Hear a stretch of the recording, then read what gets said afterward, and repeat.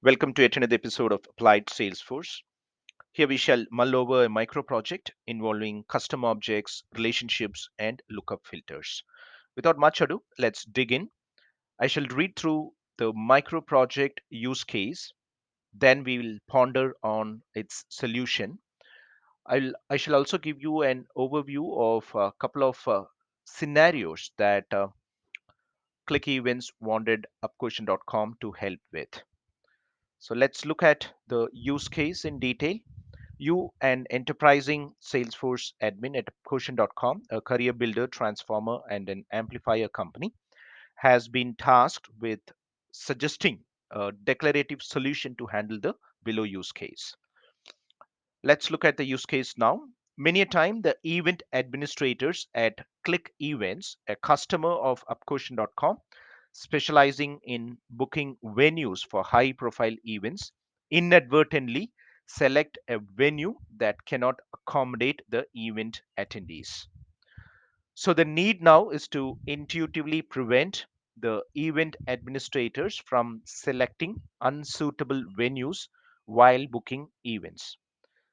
Also, on edit of existing events, the same criteria ought to be enforced. So, what we understand from the use case, it is pretty straightforward. Couple of custom objects involved. One is venue, and other is an event.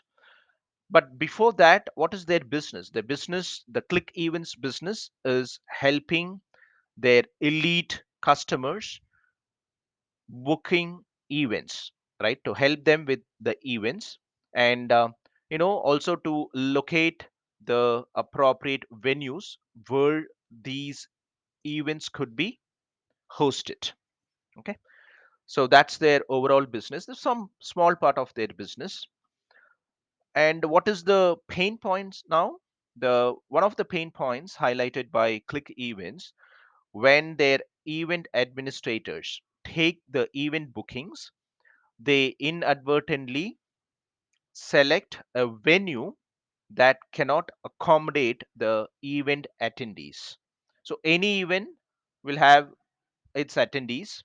For instance, let's say you have an birthday party event being hosted, and the customer expects about 200 people to attend it, 200 guests to attend it, but the venue that's been booked could only accommodate 100, right? So that is where the pain points are.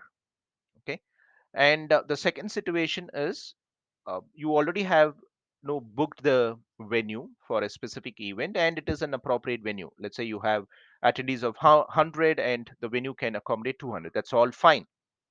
But later on, the customer calls Click Events and says that they are expecting more number of guests, and the event administrators update the attendees for the event, and now you even the venue cannot accommodate these the added attendees, right? So but still the system doesn't flag. So that's the another problem. Okay, that's I will walk you through those scenarios with the infographics, and the more details we already discussed. Venue and events are custom entities with 1:m relationship, 1:many relationship. And the scenario O1, we discussed it briefly. Let me reiterate one more time. While selecting a venue after populating the event attendees, note that only the venues that can accommodate the attendees are listed for selection. So let's look at this infographic. So three sub scenarios are explained. So this is the event record. The name of the event is Chisel Workshop. The number of attendees expected is 300, and the venue lookup field, right? So there are three venues. So the first one is called Bazooka, with which can accommodate 1,000. That's what given under the capacity field. Serendipity, it can accommodate 1,500, and the greens can accommodate 500. So this is the capacity. These are the number of attendees these venues can accommodate. So here for this particular event, the attendees are populated, right? So 300 are the attendees, and all the three can accommodate. So when the event administrator tries to associate the venue, all the three can be displayed, absolutely no problem, right? Because all the three venues can accommodate 300 attendees. Now let's take a look at the second sub scenario. The same event, let's assume that currently we have 900 attendees. So in this case, only serendipity and bazooka, right, these venues can only accommodate 900, while the greens, which can only accommodate 500, should not be displayed for selection. So that's exactly what is displayed here.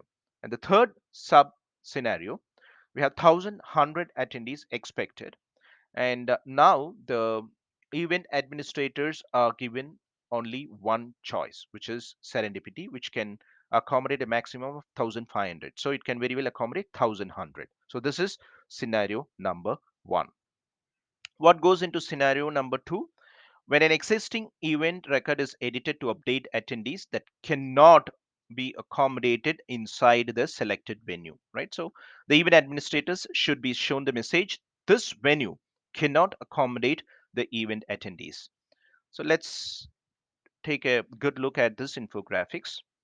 Okay, so Bazooka, it's one of the venues which can accommodate 1000, and earlier we had the attendees less than 1000 and it was saved. Now the event administrators had gotten a call from the customer and they wanted to increase the number of attendees from less than 1000 to 1200.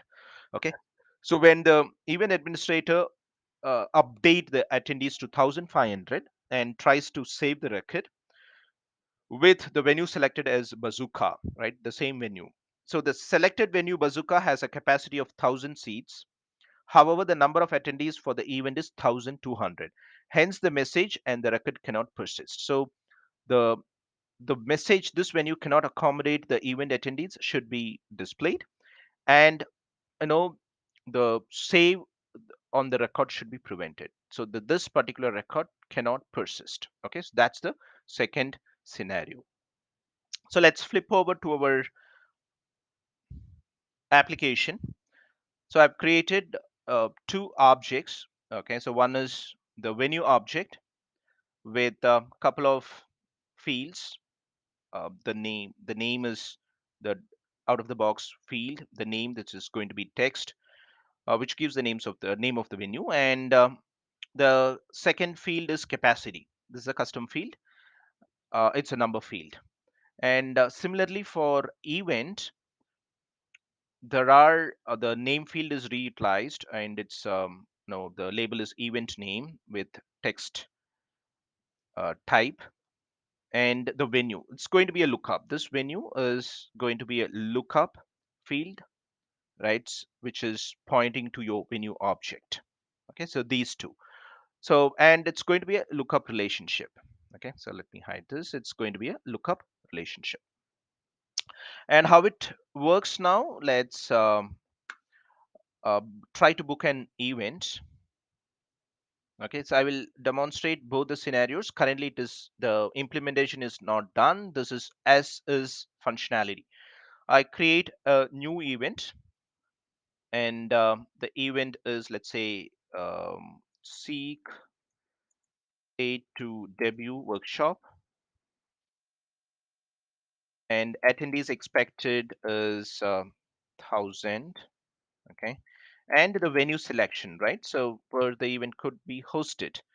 So if you select this, so the greens, I've also added the capacity next to it so that it's easy for us to understand, right? So the greens can only accommodate 500, but still that's been displayed.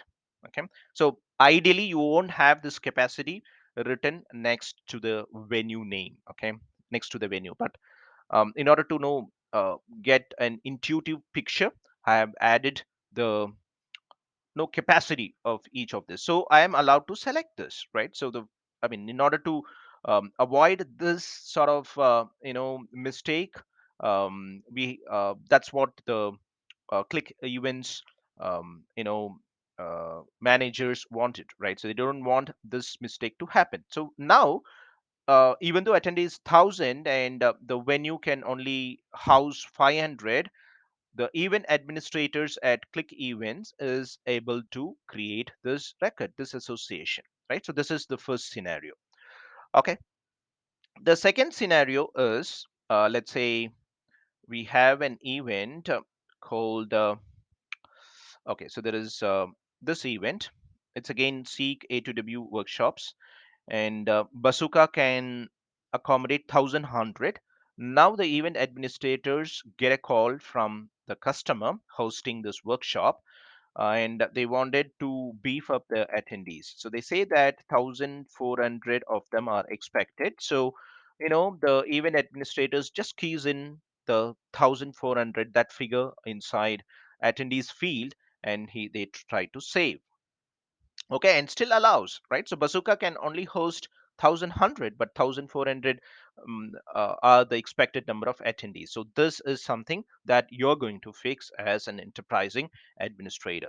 So what you do is, this simple fix is available, and you can leverage the concept of the lookup filters. So all you have to do is to navigate to the child object, which is event, and edit the lookup field.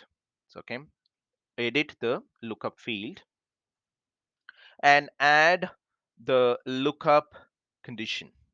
Okay, the lookup. Um, you could see this lookup filter. You could see the lookup filter, and open this up. You could, you know, key in the criteria. All you have to know is you can key in the criteria which states that the event attendees should be less than or equal to venue's capacity.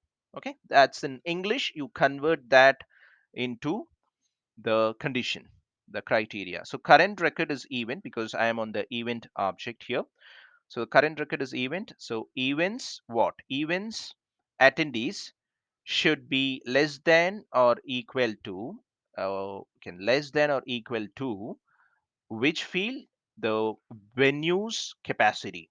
You can say venue, current lookup is venue, venue's capacity, right? So that's, and the second one is make sure that filter type is required.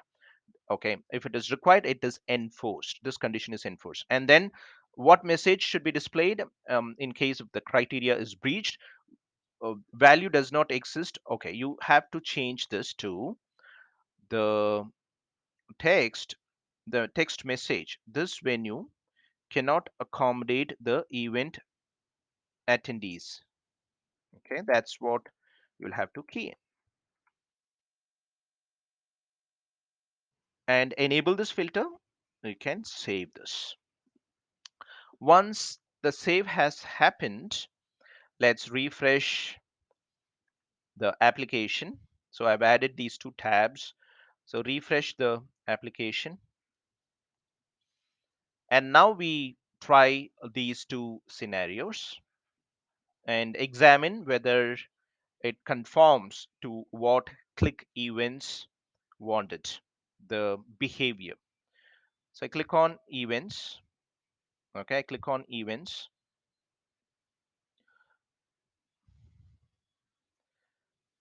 and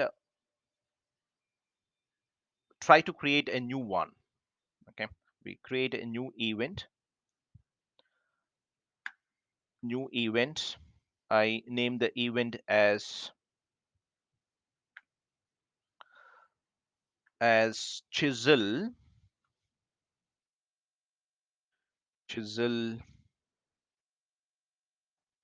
applied course micro project shop. Attendees expected probably 800. Now the venue, right? So it should only display two, which can accommodate 800. The other one, right? So the other one is not displayed. So let me change this to 200. Now it should display all the three venues. The greens, which can accommodate 500, is shown. Serendipity 1500 bazooka 1100 all shown, so I choose the greens and save it. That's perfect. Okay, so now let's edit this. The first scenario is satisfied. Now we edit this so that we also test the second scenario. So I make this as 600, which is above this 500 capacity for greens, and I try to save this, right? So it should hit a snag, and it shows this venue cannot accommodate the event attendees. This is perfectly what is expected by click events. Okay, so that's it for this micro project. Thanks for watching. Take care. Bye bye.